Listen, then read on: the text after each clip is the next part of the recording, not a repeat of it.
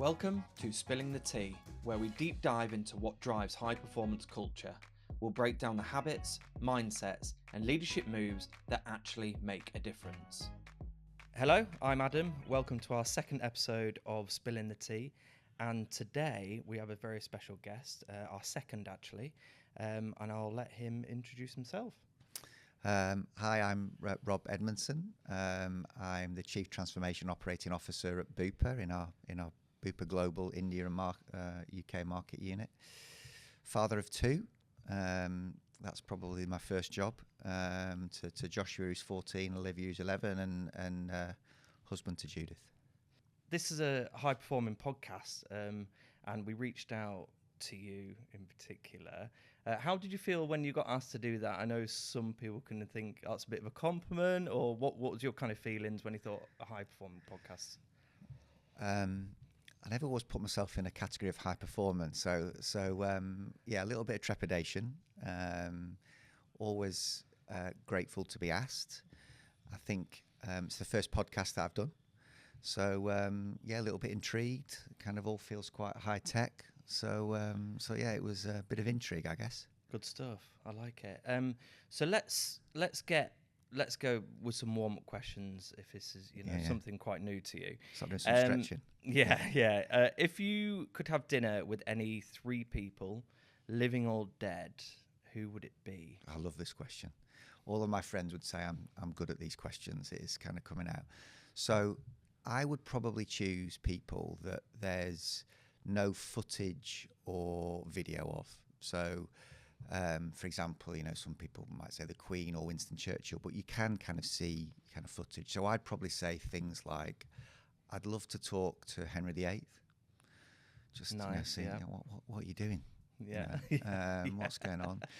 That would be one. I think I've just come back from holiday and kind of watched Gladiator on the plane. So I think somebody that was high up in the Roman Empire, someone sat in the Colosseum. I'd love to kind of just get a feel for, again, what were you thinking? Yeah. And then maybe Jesus himself. I think particularly good at dinner party, water to wine, all that kind of thing. Strong choice. Show me. So I think these figures that have been so prominent in history. Shakespeare, another one. I'd just love to sit down with them. Yeah. Figure out what was going on. That's really fascinating. I think people usually go for like celebrities. Yeah. So that's really fascinating. So we've met before a couple of times on things like these. Yeah. So I think definitely the audience will want to know about you, your career path. Like where did you go to university? How did you get to where you are today? So let's go through that. Life started for me on the side of school pitches. So my parents were PE teachers. So that really shaped a lot of who I am. So I had kind of a whistle in hand as soon as I could walk. So my whole upbringing has kind of been shaped around education and sport. So first love was just anything with a ball. My first kind of kids book where it said write your favourite toys is a bit embarrassing. About the age of 4, I wrote hardball, softball, cricket ball, tennis ball. Right.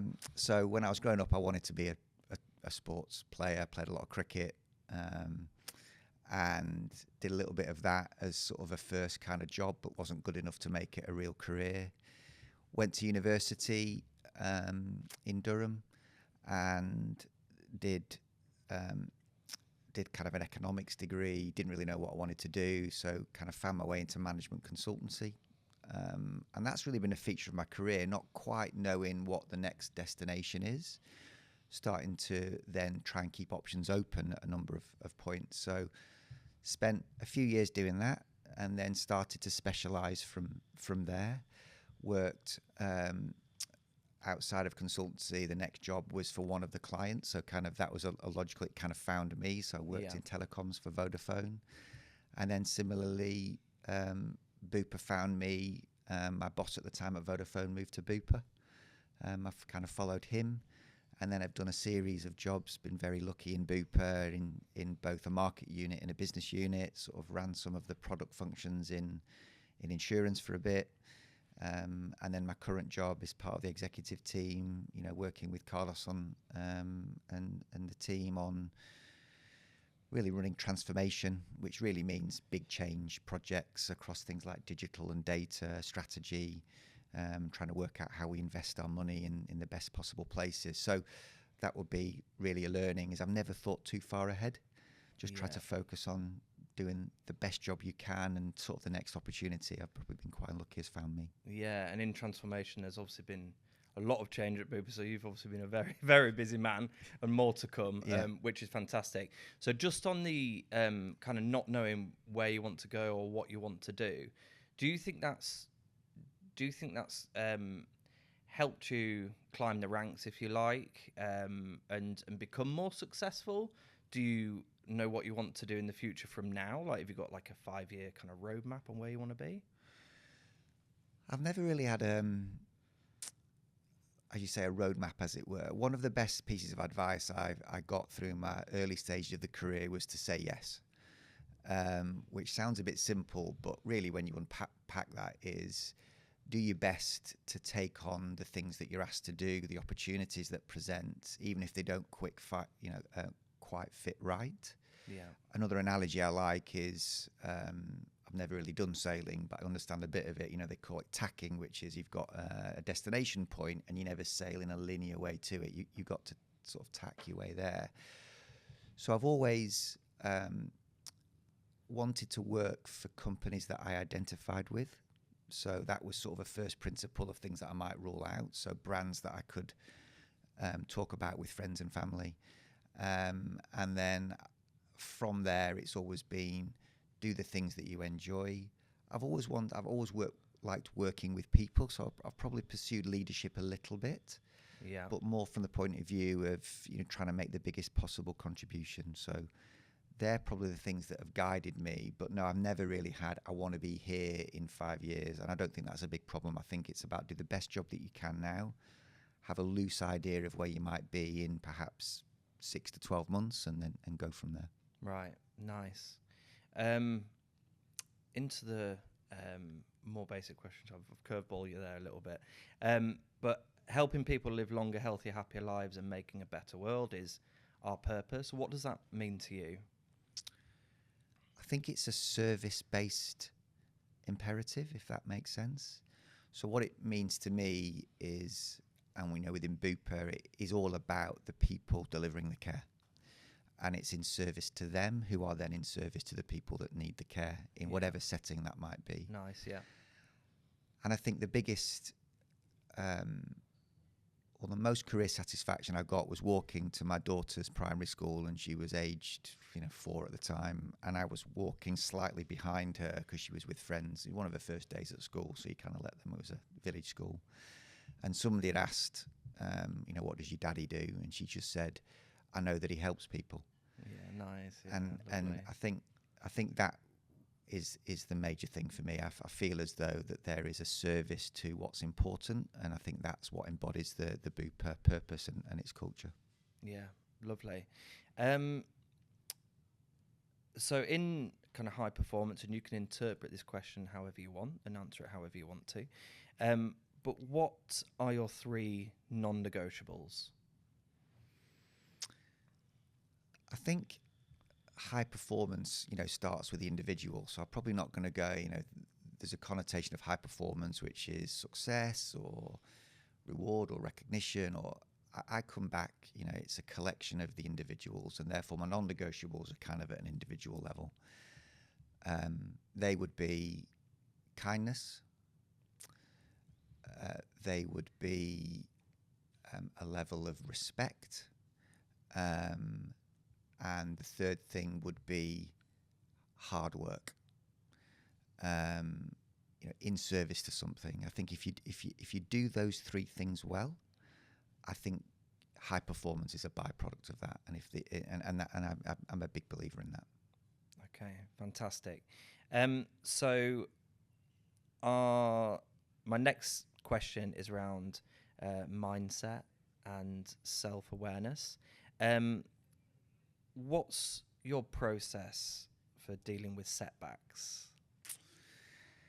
See, these are easy things to talk about, can't they? You can kind of, and first thing is setbacks hurt. If you're working in an environment where things are meaningful and matter, they hurt. So I think my first step is you've got to allow yourself to, I don't know what the word is, a mini grieving process. But then you've got a choice to make. You can either learn from it or shrink, grow or shrink. So a phrase I do like, I don't read kind of fiction books, so I'm just a mess of other things that people have said, really, so I can't take credit for some of these. Make the comeback twice as big as the setback. So make it a learning process, make it something that you grow from. So I really try hard to say, okay, why did that happen? After 24 hours, I say the same thing to the kids. If it's a bad day or whatever, you've got 24 hours, have the mini grid, but at that point, what choice are you going to make? How do you improve? What do you learn? And how do you make the comeback twice as it? And that's what I always try and do. Those that have the biggest ambitions take the biggest risk and therefore going to have the most failure. And failure is the biggest recipe for success. So try and see it as a positive learning experience. Yeah, really nice. Okay. The next question is on decision making. How do you make those big decisions under pressure, which I imagine working in transformation, there's quite a lot. I mean, the first thing I would say is we all, everybody in Bupa anywhere has a job of equal importance. So when you talk about decisions under pressure, if you're a friend, a family member, a parent, you're faced with these sort of things. So I think it's just the nature of all of our lives. There'll always be decisions under pressure. So this is just an opinion. What do I think about? You've got two sides of the brain. I can't remember which is which, but one is very process and logical driven, so data, and one is the emotional processor, the emotionally intelligent, the instinct. So I think you need both of those. Right. So my first thing, thought is, how am I balancing these two things? So I'm going to want to understand some data, what that relates to. But equally, you've got to have the human instinct to say, what's that data really telling me, or is that still the right thing to do? The classic example might be if you've got a child that's up in the middle of the night with a temperature, all the data is probably telling you that it's nothing to worry about. But even that 1% that it might be, you still might call the doctor. I think that's a good example of how you're making these particular judgment calls. Yeah. So I think it's understanding what might be that art and that science. And that will vary. Yeah. I do believe that a lot of decisions still need to be made partly in the gut. Yeah. How does it feel? Yeah. I think within that, though, you're always trying to work out a filtering exercise as well. What's the most important thing here? And try and filter what may be noise. So in the case of a decision in a work environment, often the most important thing is the customer. And is this really relevant to the customer or not? The combination of those things generally leads you to, well, what's the right thing to do? And one thing once the decision is made is, did you do the right thing? And can you stand by that? Yeah. The only other point I would add is take some counsel. Those that you trust, that will be open and honest with you, that would then give you that particular perspective. So I'd have colleagues in the workplace that I'm probably close to and would maybe check on that. And then the combination of all those things will lead you to the right decision.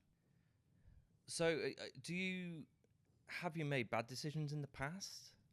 Do you feel like you made a bad, do you feel like, is there a fear there to make those some big decisions? Or are you usually, from what you've said, kind of taking the counsel, yes, I'm going in there with confidence, or is there sometimes a little bit of, this could go a little bit wrong? I think I made loads of decisions that have turned out to be the wrong ones. Yeah. However, I'm always kind of quite careful to that point, is hindsight's a wonderful thing. Yeah. So I try, regret's a strong word. I think I try and say I don't think I've had regret in decisions that I've made, certainly made the wrong ones, but I've always tried to make sure at the time I feel this is the right decision and I can stand by that. And I think that's partly a way that you sleep at night. Again, in anything that happens, if you work through the process before outcome, did I do the things that I needed to do in the time that I had? If you can stand by that, then regret's quite a strong word. But loads and loads of decisions that I've made that turned out to be wrong, and you come back to that, okay, it's a setback. What did I learn? What would I do differently? But if I had my time again, I'd make a lot of decisions differently. Right, interesting. And do you like? This is kind of related, but do you struggle to kind of sleep at night with some of these kind of big decisions or things that have gone wrong? Or if you've got, I don't know, something really big's coming up. Do you kind of have that or not? Or are you pretty good at just kind of like switching off? I know it's going to be fine. Yeah, points. I'm terrible. Right. I come back to the first non-negotiable, as I think it was my father-in-law that said, if you can be nothing else in life, be kind. Yeah. And I do live by that. And in a leadership role, you're leading people, but unfortunately, you've got to make decisions that by nature can't be positive for everyone. Yeah. And they're the hardest ones, people that you're close to, people that you want to do your best for. So I think any leader would be lying if they found certain times it difficult to sleep.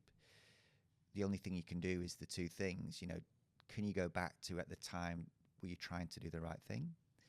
And secondly, my personal little, I have a notepad by the bed. Yeah. I'll wake up, try and write 2 or 3 things down that allows me to almost park that and pick it up in the morning. Yeah, that's probably a good bit of advice. That's what I was going to lead on to. So a notepad kind of by the bed, just get it out your head. Yeah.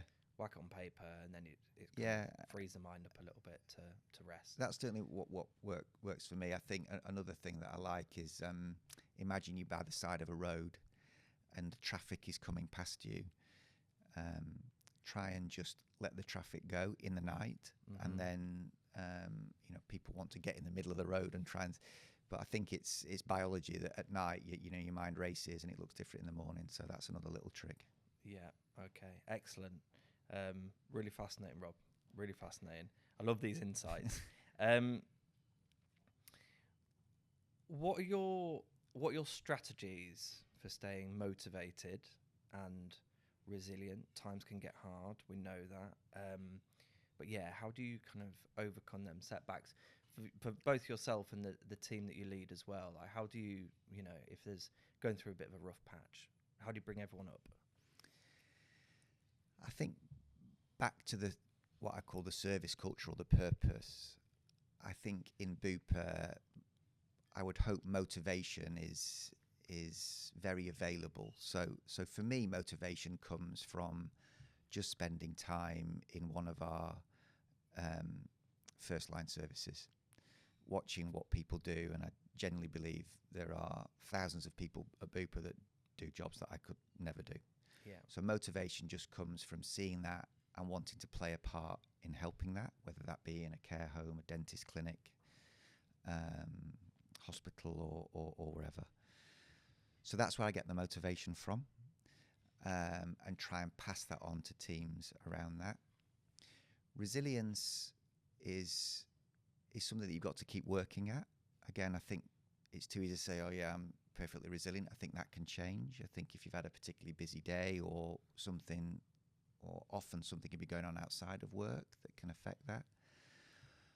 My resilience just comes from family, what's important, and generally being grateful for what you have and what others, therefore, by definition, don't have. And I think that's quite easy to see often in Bupa, in what we do, and trying to get that level of perspective. So it's a combination of those two things, continuing to tap in and work with what we do and to know what's important to you and surround yourself with people that can give you that level of shield. Yeah. So kind of anchoring somewhere, you think really... Good word. Anchor points. Yeah.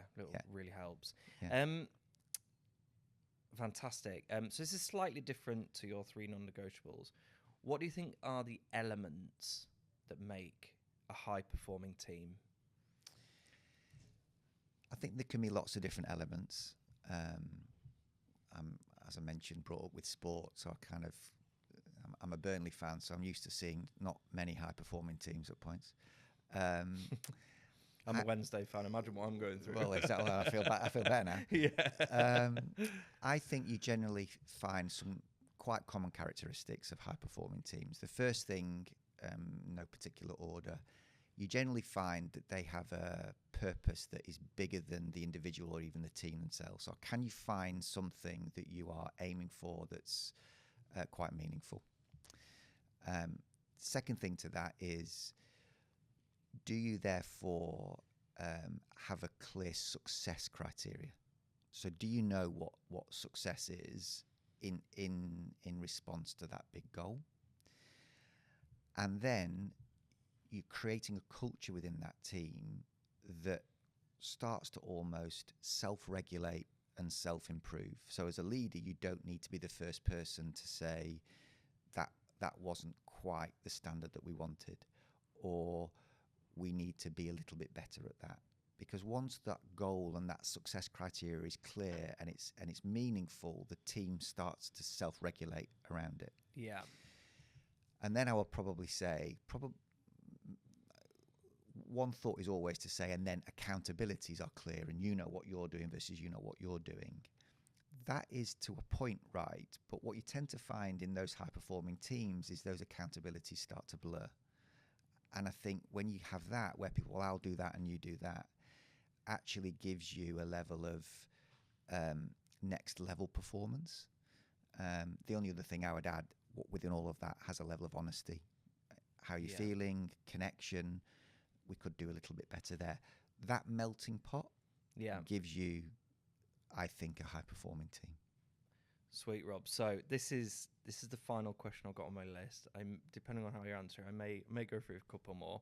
We've got luckily got time, so that's great. So what are your core values, and how do you integrate them into your work? I'm probably a plagiarist, so I'm going to use some of the values that my son's school. My son's been at school. He's 14, so he kind of started his school at 7, and I just loved the values that the school lived by, and we've talked about it a lot at home. So I found that they were quite relevant to the way I think about things. So I've mentioned a couple of them earlier. So imagine like a kind of a triangle. In the middle of the triangle is kindness. I'm a big believer in that. My grandfather was a big impact on me and the family, and I think he embodied that. So I was always think about him and how he was. But then the North Star, and this is the value that we took a lot in my son's school, is endeavour. Right. Yeah.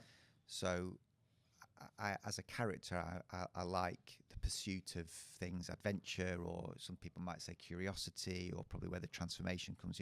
Endeavour for something. So that sits as a bit of a North Star. And then there's sort of two more foundational points. One is respect. Yeah. Respect everybody's opinion, seek it out, inclusion, diversity, background. And then the other anchor point would be humility. Yeah. Sometimes that's a bit like authenticity. I hate arrogance. I hate people that just speak to like the sound of their own voice. Yeah. So even in the endeavour part, if that you've delivered success, or you've been rewarded or recognised for something, for achievement, absolutely be humble in the way that you take that, in loss and in victory. Treat those two imposters the same, I think is the If poem. So I think you need humility. Amazing. I'm going to finish on just one more. And just a bit of a potential takeaway for people, on top of what you've already given. If there was one piece of advice you'd give your younger self, what would that be? God, there's loads. I think don't worry as much. Yeah. I'm a bit of a worrier. I love people that are able to say, look, there are controllables and there are non-controllables. And, it's great to talk about the analogy I mentioned, stop running in front of the traffic and trying to control everything, in that illustration. I've probably done quite a bit of that. Right. Am I the best parent? Am I the best person at work? So try and stay true to that and say, look, what are the things that you can control? What are the things that you can't control? And do your absolute best to just focus on those controllables. And I think my younger self was probably too eager to try and control things that you simply can't. And that's probably what I'd say to myself a little bit earlier on in my life. What a lovely way to finish. Rob, thank you so much for your time. No worries. Thank you for having me. Thank you.